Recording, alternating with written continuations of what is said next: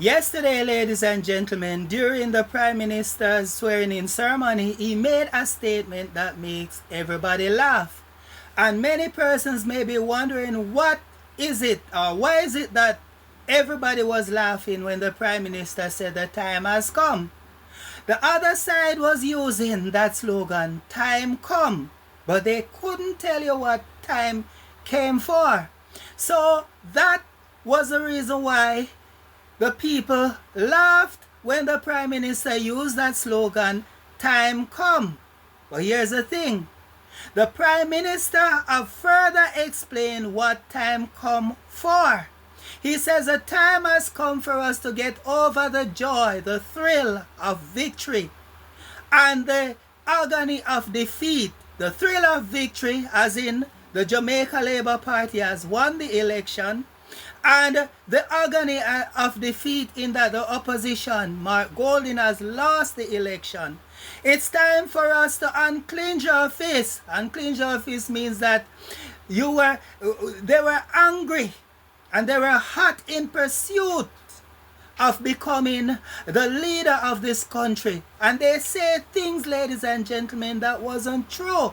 They made statement that wasn't true. So the Prime Minister was saying the time has come for us to unclench our fists, retract accusatory statements, because they were busy accusing instead of telling Jamaica what they intend to do for the people. And if you notice on the opposition side, ladies and gentlemen, they were busy trying to bring down the Prime Minister instead of, ladies and gentlemen, trying to explain to the country what they intend to do should they become a government. How are they gonna fund their $3.5 million? How are they gonna fund all the other promises that they have made, and the 2 hours that they plan to extend the teachers' work hours to? Ladies and gentlemen, they don't understand the implication that it would have, the impact that it would have on the teachers. So the time has come for us to get rid of all of these things that was in the public domain that they were trying to do to each other, and embrace each other, because at the end of it all, we are still one people. So he was calling for unity. In a nutshell, he was calling for unity. So a lot of persons may be wondering, where was the joke? The joke was in the fact that the Prime Minister, the opposition was saying, the opposition leader was saying during their election campaign, time come. And ladies and gentlemen, they can't tell you what time come for. So what the Prime Minister was explaining was what time come for. Time has come for us as Jamaican people to put aside our difference and work together to build this country so that Jamaica can become a prosperous country, and the prosperity that Jamaica has been experiencing for the past 9 years can continue until it reach every Jamaican doorstep, that every Jamaican can say that we, the Jamaican people, have come from far, and through resilience and through good fiscal discipline, we have managed to steer the country out of poverty and into a place where every Jamaican citizens they are getting a livable wage. When they work, everybody will want to work, because now they're getting a livable wage. Now people can be able to pay down on their houses, because livable wage means that now they have a little more money. They are comfortable. They can pay their bills. They can take care of their children. They can take care of themselves, and they have a little money that they can put towards buying their house, So more Jamaicans now are in a position where they can go to the NHT and take out a loan and start paying mortgage with the little more money that they are getting to take home through the livable wage regime. These are the things that the Prime Minister was saying that time come for.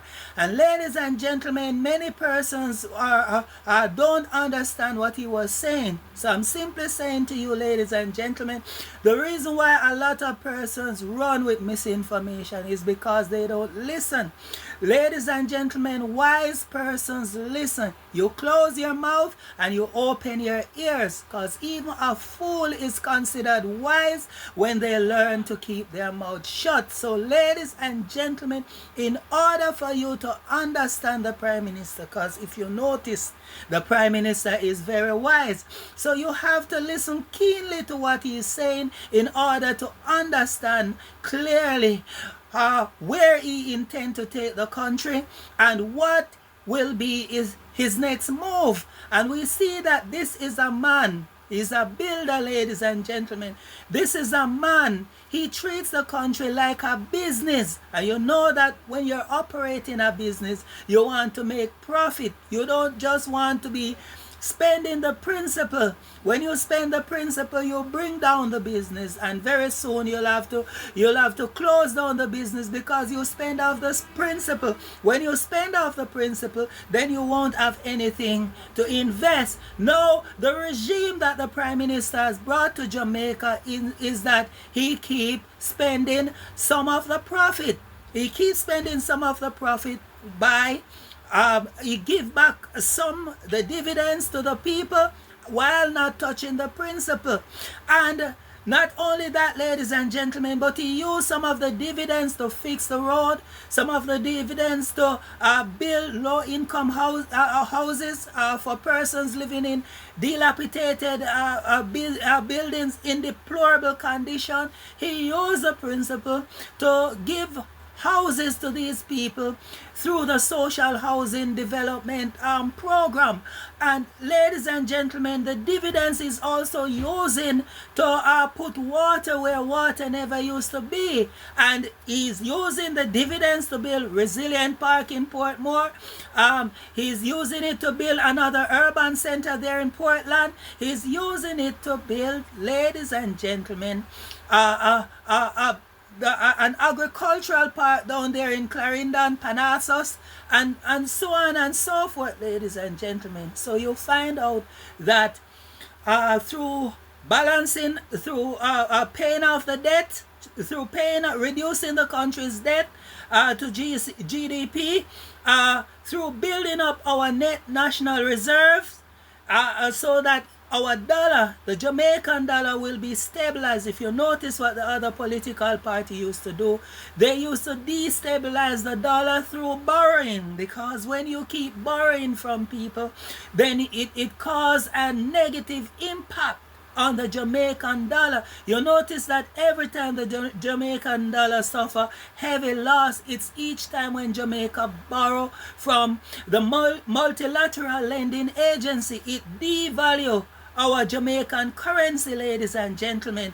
But when Jamaican national reserve, foreign currency reserve has increased, ladies and gentlemen, national reserve has increased, it caused the dollar to be stabilized. If you notice, ladies and gentlemen, that the dollar is stable, it is depreciating to somewhat, yes, but not on a massive scale, not on a rapid scale, as you see what happened when the People's National Party was in power. They significantly devalue our currency, because our currency, when Mr. Seaga left it, it was at 5 Jamaican dollar to 1 US dollar. And when they voted out the Jamaica Labour Party, you see that the People's National Party continue to devalue our currency. Why? Because they keep borrowing from places like the IMF and all of these stuff in order to balance the budget, and then they heavily tax the citizens of this country to pay back the IMF. And what you find out, ladies and gentlemen, is that it did not work. It put a pressure on the people, because the people were getting low wages, ladies and gentlemen. Business confidence in Jamaica was very low. Persons were they weren't seeing Jamaica as an attractive place to come and invest, because they are seeing Jamaica as a place where they are most likely to lose their money. But when this administration comes into power, the economy start growing and investors start coming.